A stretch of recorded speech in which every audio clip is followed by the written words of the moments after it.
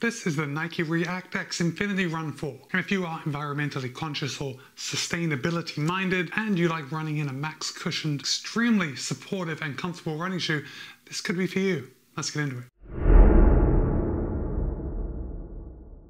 My friends, this video is a collaboration between me and Roadrunner Sports, and Roadrunner Sports was good enough to send me this shoe for the purpose of review. However, all the thoughts and opinions are mine. And with that said, the Nike React X Infinity Run 4 will cost you $160, and of course I'll place a link in the show notes below in case you want to pick up a pair for yourself. Now right off the bat, we're just going to smooth the name out. We're going to call it the Infinity Run 4. And the Infinity Run 4 has 39mm in the heel, 30mm in the forefoot for a 9mm drop. Now let me just tell you right here that this is probably not a daily trainer. The shoe is much better suited towards your easy days, your recovery days, and if for no other reason, it's probably because of the weight. Now, Nike claims that a US men's size 10 will tip the scale at 12.45 ounces or 353 grams. However, in my size, a US men's size 13, it tips the scale at 14.9 ounces or 422 grams. Now, I just heard a collective gasp over the internet. Yes, that definitely sounds heavy, but believe it or not, the shoe doesn't actually ride or carry as heavy as the scale suggests. Okay, let's start at the top, let's work our way down. And just as you would expect for a trainer in the easy recovery day category, we got a lot of padding around the heel collar. This shoe is remarkably comfortable when you put your foot in. That step-in feel is spot on. Got a nice bright lace loop here just to assist you putting on the shoe,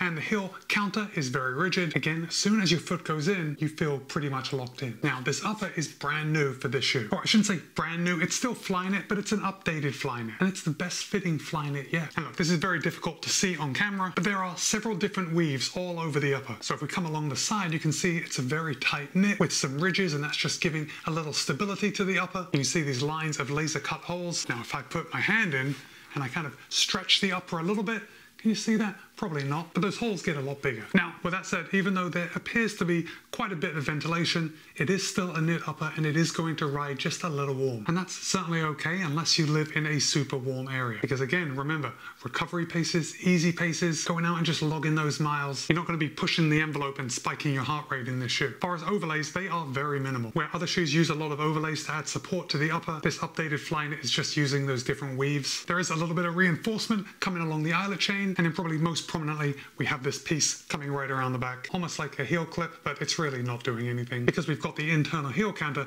this seems more aesthetic than anything else. And then of course we've got the small swoosh on the side, and then just a small plastic piece for the top eyelets. It's all very minimal. When you put your foot into this shoe, it really is just pulling on a sock. Now, I don't know how you guys feel about knit uppers. Generally speaking, I'm not a fan. Just find that knit uppers, they feel a little bit loose even when they're cinched down tight. And I'm happy to say I didn't run into that problem in the Infinity Run 4. I was able to get a good lockdown right across my midfoot, but I think that is also to do with they have a Flyknit band, and it's an internal band. It's actually part of the tongue, but the band on the inside is just a little tighter, and it helps just have that feeling of support across your midfoot. And because this is a new Flyknit, we wanted to have a good lockdown. Nike actually says on their website to size up half a size. But I gotta tell you, I think that is dependent on the type of foot that you have. The front of my foot is very narrow, and I found that I had plenty of room in the toe box in my normal size. I wear a size 13 in every pair of Nikes, and this was no different. I didn't notice a tight fit at all. But with that said, maybe if you have wider feet, or perhaps your feet are on the upper end of your size, you may want to consider sizing up half a size. I'm sure Nike wouldn't suggest sizing up half a size if that wasn't actually necessary in a lot of cases. Just for me, it wasn't. For me, it fits true to size. Personally, I think this upper is the best part about the shoe. This gives a very supportive feel when your foot is tied in. No heel slip,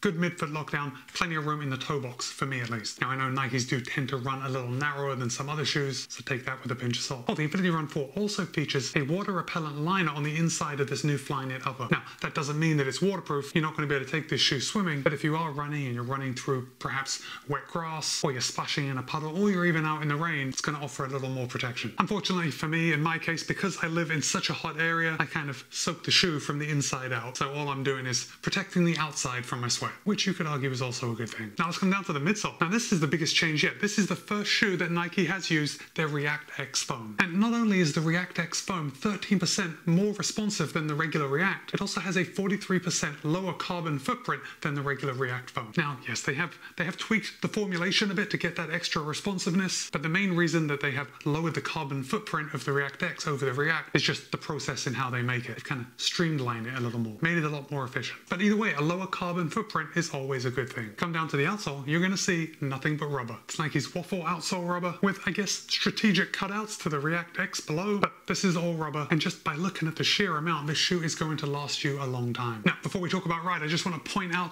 the rocker geometry, because I think that is one of the main reasons that the Infinity Run 4 feels so good on the run, despite it being slightly heavier than some of its competitors. The Infinity Run 4 has very smooth and very easy transitions. So on the run, this shoe felt remarkably good. From the second I started running in it, it was a lovely feeling. Now, you would look at this, with 39 millimeters of stack in the heel, you're going to think that it's going to be a pretty plush ride, right? And you'd be wrong. It's not a firm ride by any means, but to me at least, the ride is firmer than it looks like it would be, which is a good thing. We don't want a spongy marshmallow ride. And if I had to describe the softness of the React X foam, I'm going to say medium, because medium softness actually means nothing. But to me, it isn't super soft and it isn't super firm. It's somewhere right in the middle. And ultimately, I really liked how it felt underfoot. Okay, so I've taken this shoe out for a lot of runs. I've taken it out for up to 2 hours at a time, just running easy. And when I came back, my body felt good. It was actually really quite uneventful, which is what we want in our easy runs. Now in my testing, I also took this out for a tempo run. And guys, let's be honest, you can run a tempo run in any shoe. It's just when you start turning over those feet a little quicker, that's when the weight becomes a little more pronounced. So while I was able to do it, I guess I feel like telling you that it just wasn't ideal. There are a lot of better options out there